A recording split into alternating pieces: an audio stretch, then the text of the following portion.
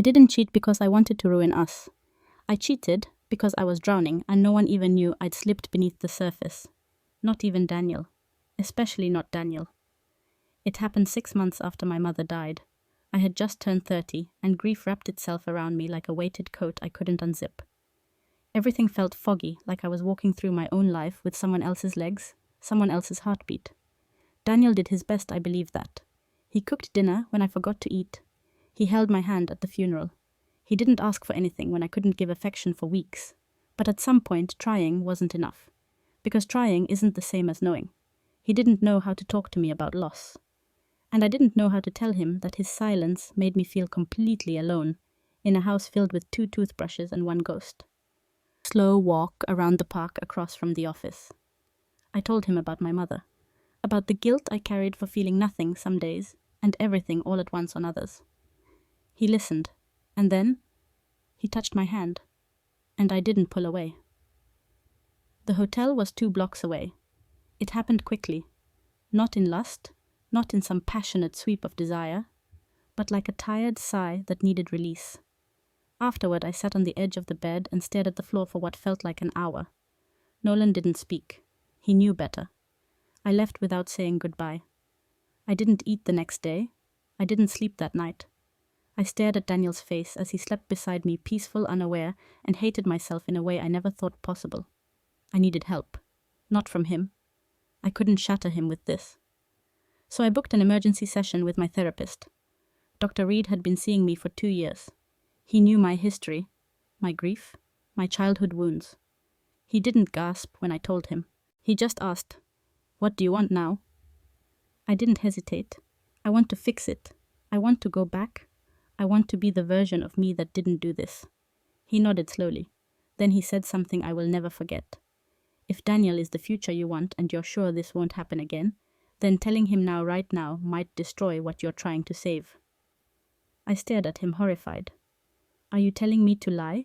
No. I'm telling you to choose. If this was a mistake, don't turn it into a punishment. I left that session with one truth buried deeper than I thought I was capable of. And for weeks I lived like nothing had changed. I smiled when Daniel made pancakes on Saturdays. I kissed him when he walked through the door with groceries. I let him believe that I was whole again, because in some sick, selfish way, I thought that if I played the part well enough, the truth would disintegrate inside me. But secrets don't dissolve. They harden. And the weight of that night with Nolan began to settle like a stone beneath my ribs. I couldn't breathe, but I could pretend. So I did, until the day I couldn't anymore. I didn't confess. The truth didn't come from a place of bravery or guilt finally bubbling over. I didn't sit Daniel down with tears in my eyes and a trembling voice. There was no cinematic redemption. The truth came out because I got careless. Or maybe because lies don't rot in silence, they ferment. And eventually, they seep through the cracks. It was a Sunday afternoon. We were at home cleaning out the office because Daniel wanted to convert it into a guest room for future family visits. He always thought about the future in warm tones. I only saw it in grayscale. He found my old iPad in the bottom drawer. I had barely touched it since switching to my new laptop. It was still logged into everything. He smiled, waved it at me. You mind if I reset this? Might be nice to use in the kitchen. I shrugged. Sure, go ahead. I wasn't thinking. I wasn't protecting anything anymore, not actively. I had buried everything so deep, I started believing I'd killed it. But secrets are patient. I was in the laundry room when I heard the silence. Not a pause, a shift. The kind of silence that sucks air out of a room. I walked back into the office. Daniel was sitting on the edge of the desk, the iPad in his lap, staring at the screen, like it had just revealed a stranger's face behind a mask. His mouth was tight, his hands were still, and he didn't look at me when he said, "Who's Nolan?" My stomach dropped so hard I could feel my spine shiver. What? He turned the screen toward me. Text messages, old ones. Not explicit, but suggestive enough, intimate enough. There was a timestamp, a month after my mom's funeral, a week before I stopped going to therapy. My body froze, not out of shock, out of recognition. This was the moment I'd feared for so long, and now that it was here, it felt strangely peaceful. Like the moment before impact, when you stop fighting gravity and just let go. I opened my mouth to speak, but he raised his hand. Not to shush me, to stop himself from hearing. Don't, he said softly. Just don't. I took a step forward. Daniel. Was it just once I didn't answer? He nodded to himself. That's a yes. It didn't mean anything.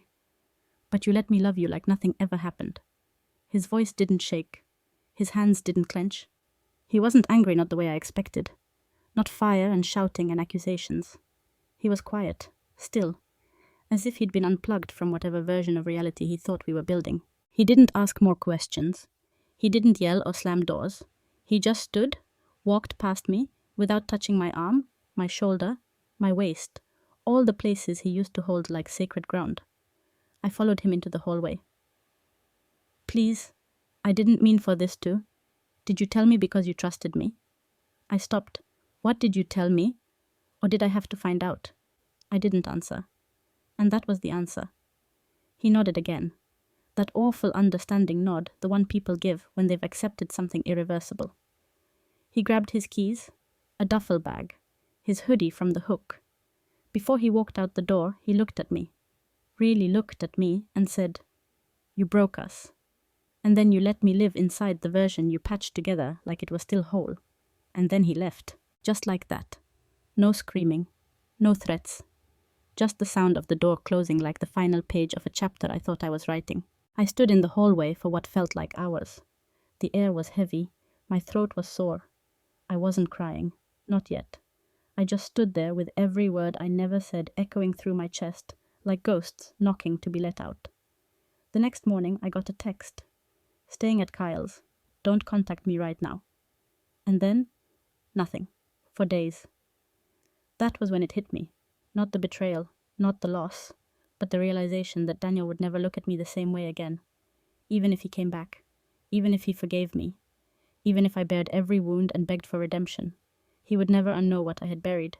He would never unknow who I became when I was too afraid to tell the truth. And maybe that was the real punishment. Not that I lost him, but that I let him love a lie. I made the appointment without thinking. I didn't even check my calendar. I just called the clinic and said I need to see Dr. Reed. Soon. It's urgent. The receptionist hesitated, then said, tomorrow. 2:30. It wasn't soon enough, but it was all I had. The waiting room smelled like pine disinfectant and chamomile tea bags. I used to find it calming. That day it made me nauseous. I sat in the chair closest to the door, knees bouncing, fists clenched, and when Dr. Reed finally opened the door and called my name, I walked in like I was entering a courtroom, not a safe space. He smiled at me, warm, familiar, gentle. I hated it. When I sat down, I didn't wait for him to ask what brought me in. I stared straight at him and said, "He left." He nodded as if that was expected. Daniel found the messages. He knows. And he left. Still the same calm nod. "I'm sorry you're in pain right now." My jaw clenched. "I didn't come here for sympathy. Then why did you come? Because you told me to hide it." There it was, the crack in my voice, the rage underneath the shame, the grief disguised as blame. Dr. Reed's expression didn't change. He waited. "You told me," I snapped, "that if I wanted to save my relationship, I should stay quiet. That telling him would hurt him more than help. So I did what you said. I stayed quiet. I loved him harder. I buried it. And now he's gone. And I'm the villain." I waited for him to defend himself, to offer some clinical justification. But he only asked, "Did you choose to stay silent because I told you to? Or because you wanted to?" The question hit harder than anything Daniel had said. Because I already knew the answer. I blinked back hot, frustrated tears. I was scared. Of what? Of losing him. Of being the bad guy. Of seeing disappointment in his face every day. He nodded slowly. "So you hid the truth. To protect his perception of you," I shook my head. "No. To protect me from me." The silence between us hung like fog in the room. I hated how much he was right. I hated that my anger wasn't about him, it was about me not wanting to own what I'd done, because that meant admitting I wasn't who I wanted to be. Dr. Reed leaned forward slightly. "You weren't wrong for not wanting to destroy something you loved. But you have to ask yourself, did you truly love Daniel? Or did you love how he made you feel like someone you could still believe in?" I inhaled sharply. That was the question I had been avoiding since the day I slept with Nolan. I loved Daniel. But I also needed him, to believe in me when I no longer did, to validate the version of myself I had carefully reconstructed after grief made a mess of everything. And once that version cracked, I clung to the silence, not out of malice, but survival. I rubbed my hands together, staring at the floor. He's at Kyle's. He won't answer my texts. Won't call me back. Do you want him to forgive you? I don't know. Do you want to forgive yourself? I hesitated, because that felt harder. There was a part of me that still believed I deserved to hurt, that I needed to carry this shame like penance. But what good was shame really? It didn't restore trust. It didn't rebuild what was broken. It just ate away at the parts of me that might one day become honest again. I exhaled. I don't want to lie anymore, not to anyone, especially not to myself. Dr. Reed gave a small smile. That's where healing starts, not in apologies, but in accountability. We sat in silence for a while. This time it wasn't hostile, it was stillness, a pause between chaos and clarity. When the session ended, I stood but didn't reach for the doorknob. I turned back to him. You didn't ruin my life. I know, I did, but I also know I'm the only one who can choose what I become next. I still made coffee for 2 every morning out of habit, still checked the front door around 6 p.m, as if maybe just maybe he'd walk in like none of it ever happened. But he didn't. Instead, I heard things through other people. Second-hand empathy for a man I had broken. Kyle Daniel's best friend posted an Instagram story one night, a picture of 2 whiskey glasses, and a caption that read, "You never know how strong someone is until they have to smile through betrayal." It wasn't tagged, but I knew. I saw our story playing out through the lenses of people who didn't know me, or worse, people who thought they did. The following Monday, my coworker Grace avoided eye contact. When I asked if I had missed a meeting, she just murmured, "You okay?" but didn't wait for an answer. I was no longer Emily, the dependable HR manager. I was Emily, who cheated on her fiancé and lied about it. The label spread faster than wildfire, igniting in whispers and cooling in the quiet looks people gave me when I walked by. No one asked why. No one cared about context. Daniel was heartbroken. That made me the villain. I wanted to scream. I wanted to stand on a table and shout, "I'm not a monster. I didn't set out to hurt anyone. I was grieving. I was lost. I made one terrible decision and then I panicked and froze but there's no room for nuance when you're the one who cheated. Once the label sticks, it doesn't matter what else is true. I tried to reach Daniel one last time. It was a Tuesday night.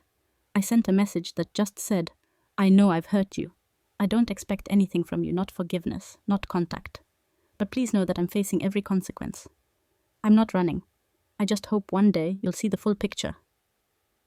He didn't respond. But the next day, Kyle's girlfriend unfollowed me on everything. I started eating dinner alone at the bar instead of at the table. Stopped watching our favorite shows.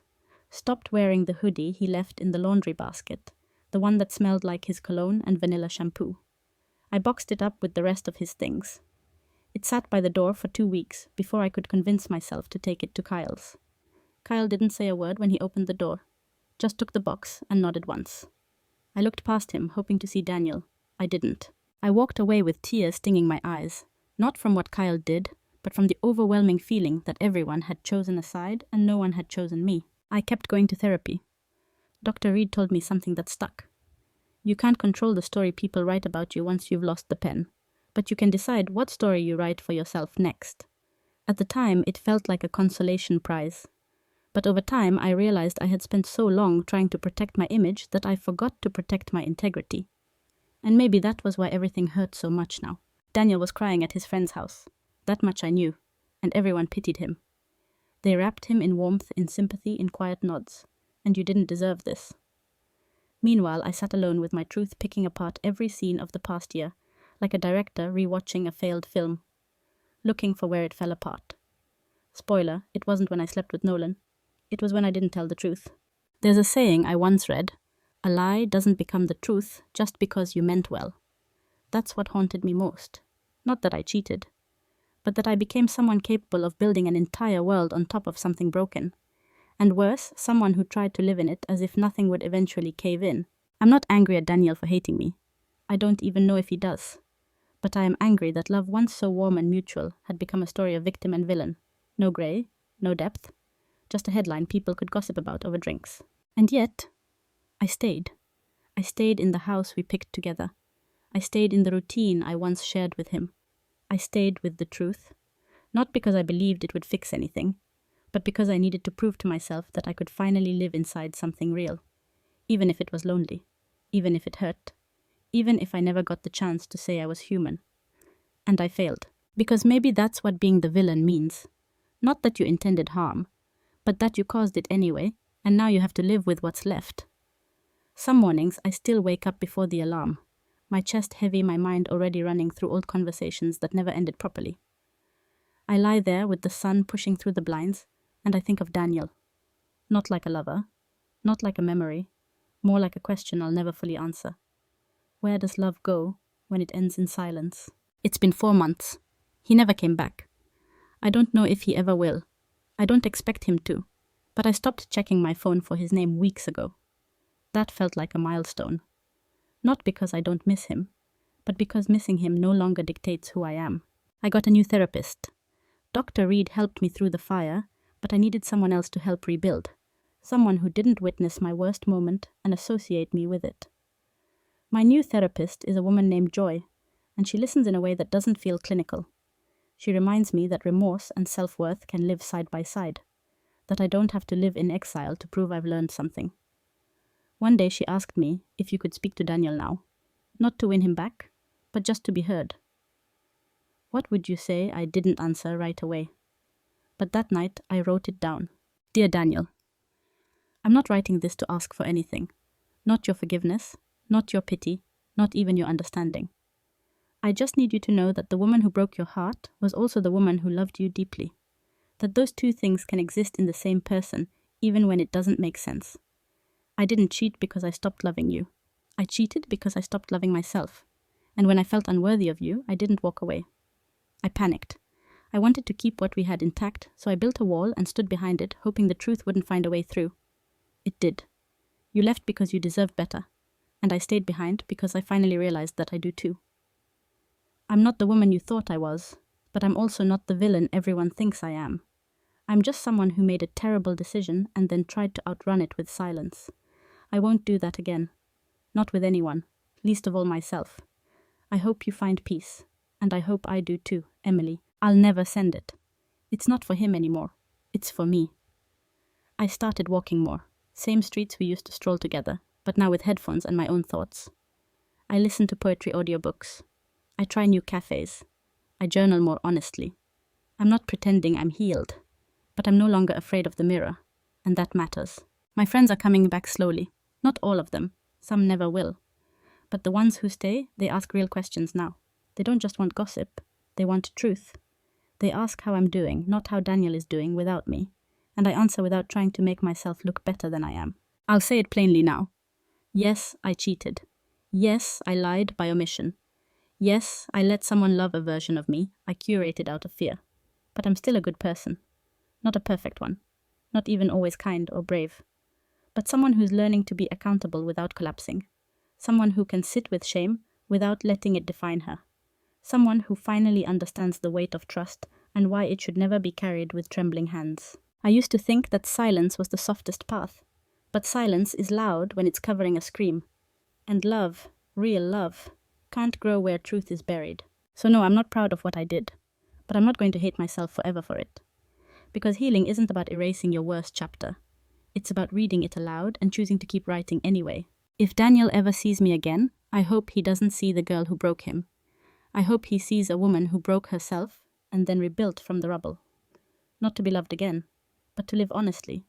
To speak even when her voice shakes. To choose truth even when it costs her everything. I chose silence once. I chose wrong. But I'm still here. I'm still choosing. And this time, I choose myself.